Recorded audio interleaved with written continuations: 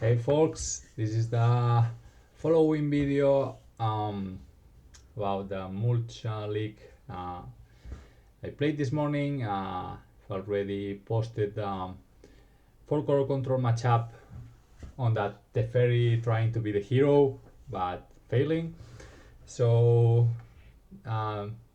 this time we're going to see, or I'm going to give you a pain against Dimir scam, which I thought was more fun than interesting probably, but it will give you an idea of how powerful the Tabernacle or Pendle Veil can be sometimes. So let's go for it. Okay. We are on the draw.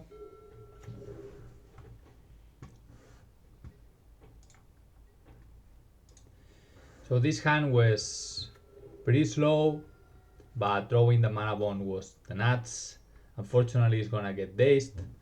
Should have probably waited one turn and play around that, but well, I didn't.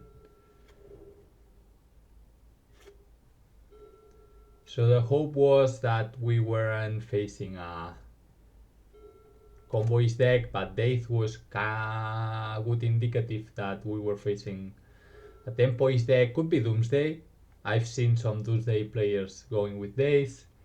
We got a full grip here, but we'll end up discarding Maze and Blast Zone with the need there.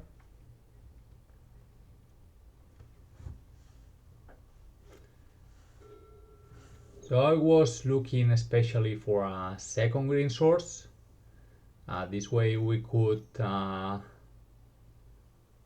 use mulch and still keep the crop. I divided the cards like that because if you split Reanimate and Orcish in 2 different piles, we are going to get Orcish no matter what. Either you give them the creature or you give them the Reanimate and the Orcish gets to the graveyard, so it's better to put both of them together. So either they got Orcish or they don't.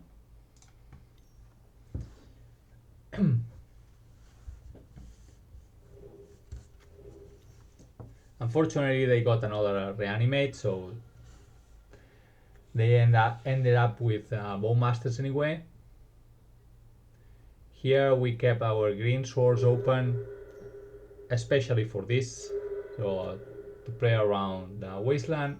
I got the Yabi because, as I said before, I wanted another green source, and getting the Tabernacle was huge. So the idea is to tax them as much as possible. At least it makes their game development far slower, even if we don't get to kill the creatures.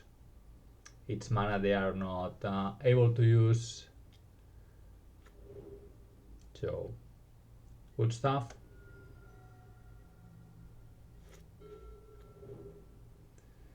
Then I decided to play Bojuka just to prevent more tight from happening. And at this point I was basically looking for Life from the Loam or another Field of the Dead to start creating our army.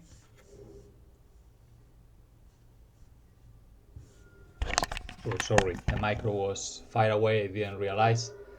So here I responded because we were going to lose it anyway. The Grief loses the target. We got the field we wanted to. And from here on, let the zombie party start.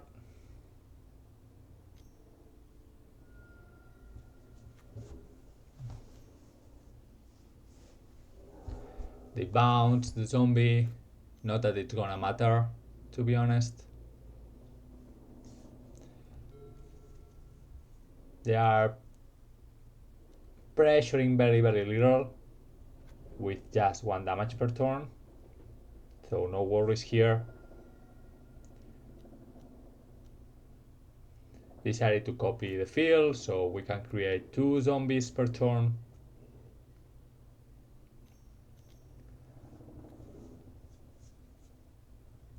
And any creature they are to the board, it's 1 more mana that they have to pay on their upkeep. So pretty happy about it. Here it was pretty clear they had another Bowmasters, but we can create more zombies whenever necessary, so no problem. So we are trading here. I copy again. So now we are creating 3 zombies per turn, and OP decides to concede. So they got completely overwhelmed. And in game 2, it's when the fun really happens. You'll see. So this was a very clear keep, quite powerful hand, especially if this exploration resolves. Which it does, if I recall properly. Now we have Staring Wastelands. I really thought they were going to destroy my wasteland, but they decided to cycle for an underground. They could have gone for a basic island. And it felt pretty weird to me that they exposed that underground. And that's the reason they wanted to go for a Bowmasters. And now it's when the spice comes. We play the Tabernacle and GG! Oh man, that was a dismantle. So that's the power of Tabernacle when becomes best friends with Wastelands. So here, I think OP made a mistake. I don't know their hand, obviously, but they should have Wasteland by Wasteland, I think, before playing the Underground. Obviously, that would put them out of Bowmasters, but it's not like this is a fast clock anyway. Alternatively, they could have go fetch basic island, but again, we don't know their hand. They wouldn't be able to deploy Bowmaster from an island either. So tough beats here. We got a very polarized hand that worked very well against what our piece was doing. But look at our grip here. So any land drop. So even if OP kept the wasteland, for example, to Tabernacle or whatever, any land unlocks all these 4 draws to go deeper into our deck, and yeah, pretty nice, I would say. And as I mentioned on the previous video, if you're interested on the rest of the league, just let me know. The remaining pairings were Dredge, Grixis, Midrange / Control, and finally Doomsday. So let me know, and yeah, that's it for today, folks. See ya.